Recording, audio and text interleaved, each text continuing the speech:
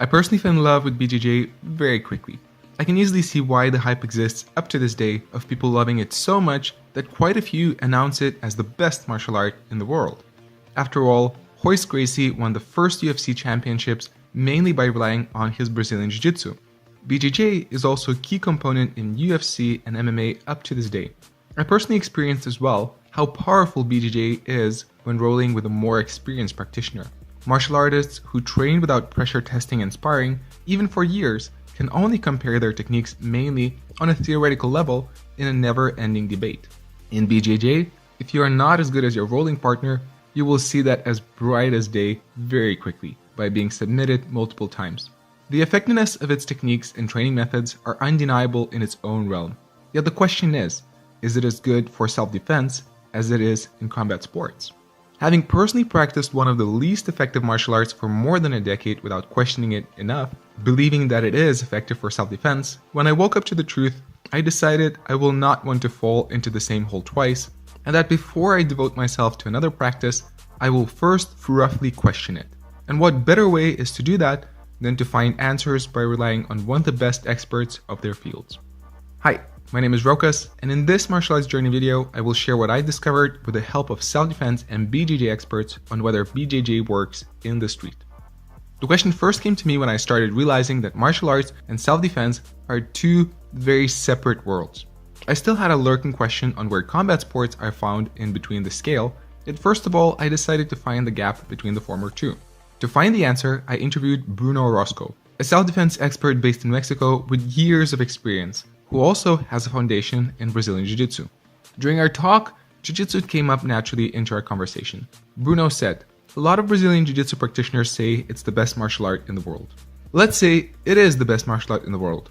Well, self-defense and best martial art is not the same. For example, if I grab a knife and I know how to use it and I attack a Brazilian Jiu-jitsu guy, I kill him."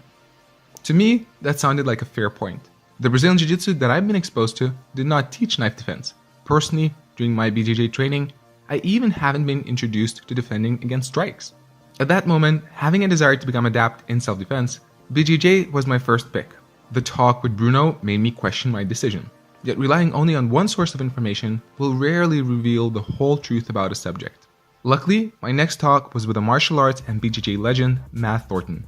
For those who do not know Matt, he is one of the first American-born BJJ practitioners to receive a black belt in the practice. He is also famous for formulating the term of aliveness, referring to the importance of pressure testing, live drilling, and lack of it in various martial arts. Talking to Matt, I knew that he will have deeply considered this question. When I eventually asked whether BJJ is enough for self-defense, Matt replied, "The street versus sports debate is something I consider to be a fallacy. The same delivery system transcends over. It's the same material and the same training method. If someone focuses on competition, they're always working on jiu-jitsu versus jiu-jitsu. Let's just say, for the sake of argument, if while they are doing that, they never put the strikes in, and all of a sudden they wind up in a fight, and they might potentially put their body and head in a position where they can take punches because they're thinking more about a tournament situation as opposed to an MMA situation. Having said all that, because of what we do in SBG is we focus more on the fundamentals, what we teach tends to transcend these different environments, because there's very little change that has to be made." My talk with Matt Thornton was one of the best interviews I've done up to date. I gravitated to believe him strongly, and it did make sense what he said. Yet now I was left with two opposing opinions from two experts whom I both respect and believe in, and I found myself believing both answers at the same time, even when they appeared conflicting. Having come to this dilemma, I decided I need a third opinion. During my talk with Matt, he mentioned one of his coaches, Paul Sharp, a BJJ black belt who is also a widely known self-defense expert with years of experience as a police officer. Now, who could have a better answer to this question than someone who had to apply his knowledge and skill on repeated and potentially life-threatening basis?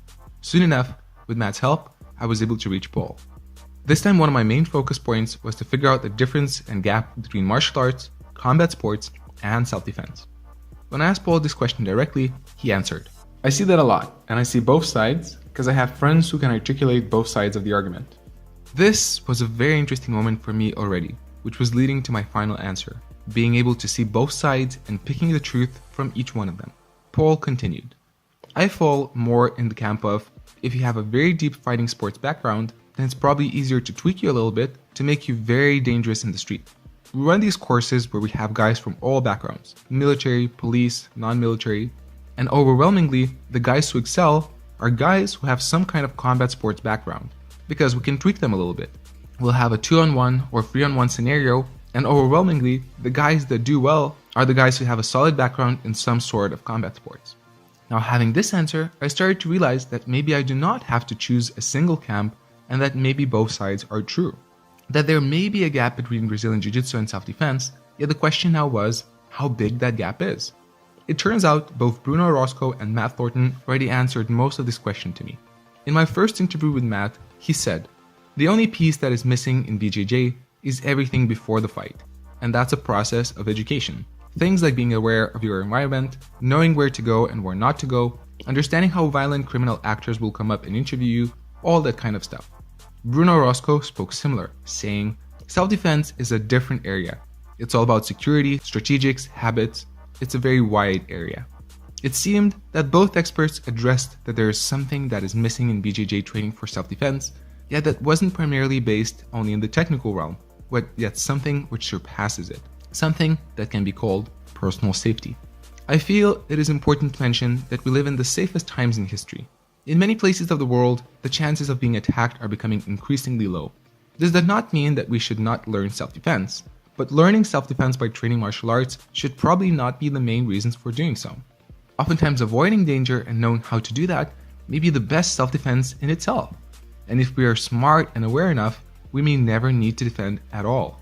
As Bruno Orozco said, training martial arts is a great basis, because it teaches you a way of life, and if you have a way of life, you're going to be a healthy person emotionally, mentally, and physically. And this attracts less problems. A person who has no control on his own emotions, of his impulses, and does not have a personal discipline, a person like this attracts problems, and that is not good self-defense. Maybe the question whether BJJ works in the street is not the most important one. A way of life, control of emotions and impulses, personal discipline, Brazilian Jiu-Jitsu trains all of these things, and that is something that makes it already a great asset for personal safety.